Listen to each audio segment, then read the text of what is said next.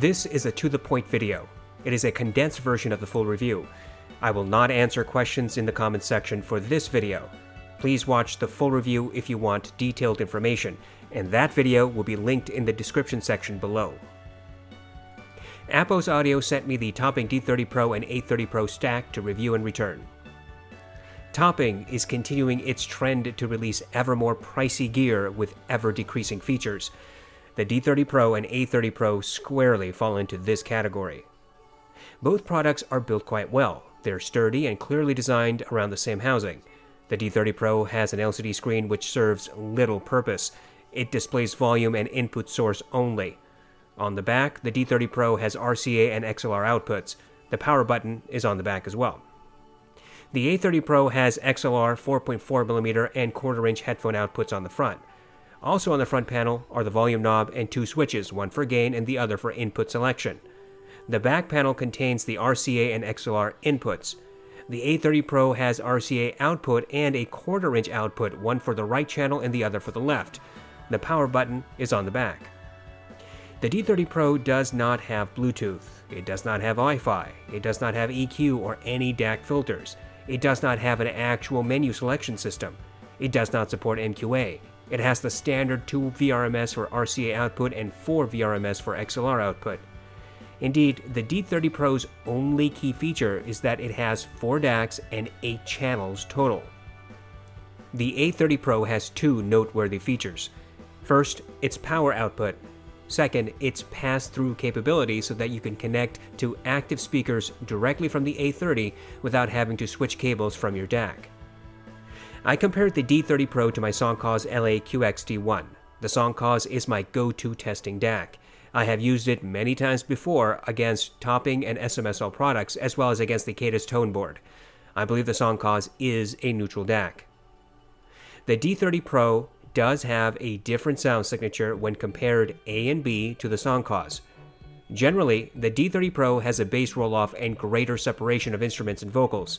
On the D30 Pro, vocals tend to have exaggerated sibilance and grain. Treble seems fairly comparable between the two DACs, but the D30 Pro provides slightly more clarity.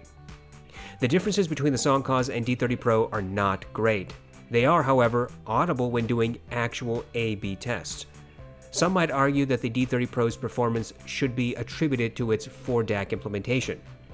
I would disagree, as there is no evidence whatsoever that multiple DACs would cause such a change.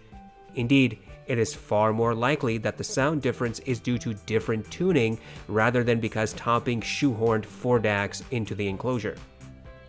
I believe the D30 Pro has a fairly neutral sound signature but leans towards an analytical presentation.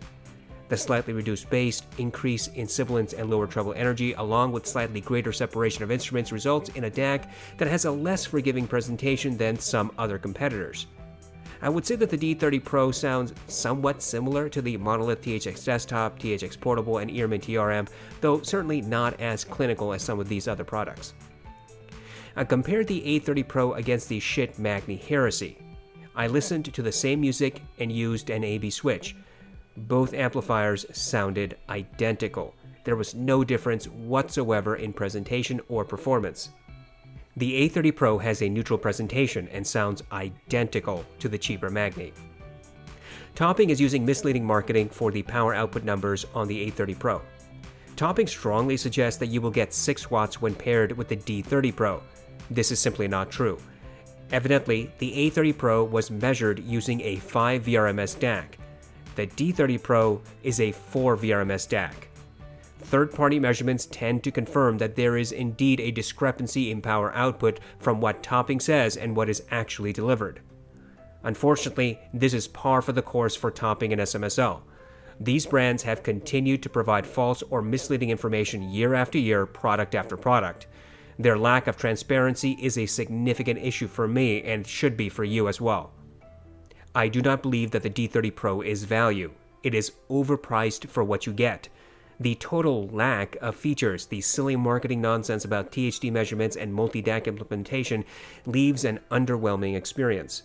Paying $400 for a DAC of this type seems utterly unnecessary. The D30 Pro does nothing wrong. It works just like any other DAC below and above its price bracket. If all you want is a simple DAC, then there are far more reasonable options than the D30 Pro, such as the SMSL Sanskrit, Topping E30, Shitmodi, or Monolith Liquid Spark DAC. If you want a DAC with Bluetooth, Wi-Fi, MQA, higher DSD rendering, or anything else of merit, then the D30 Pro is not for you. And this is the fundamental problem with the D30 Pro. It is $400 but has basic DAC capability. It touts a 4-DAC chip implementation, but no justification for why this makes any audible difference. The D30 Pro is, by all measures, a DAC built around pointless audiophile numerology.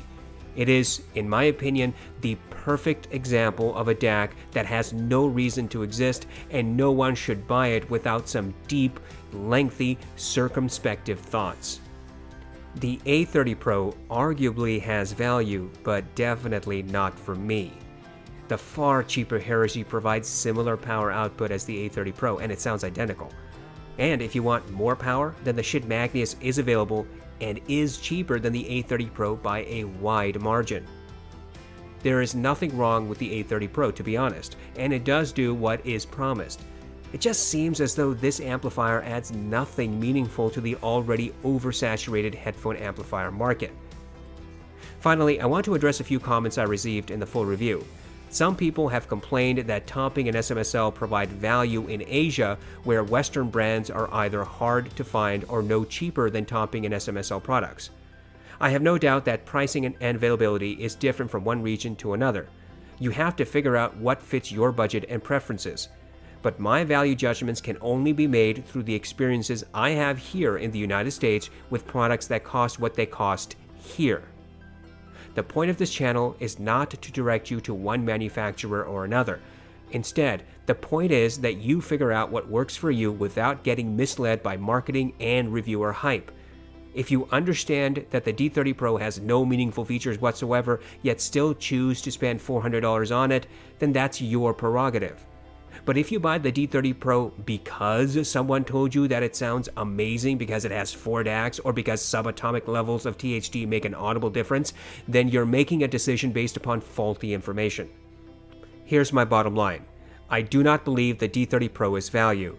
It is overpriced and offers nothing to justify its $400 price tag. On the other hand, the A30 Pro is a fine amplifier, and although it is more costly than alternatives by a wide margin, it is still worth considering if all you want is neutral power. However, I do have to emphasize that this amp is considerably more expensive than the Shitmodius and the Drop 789.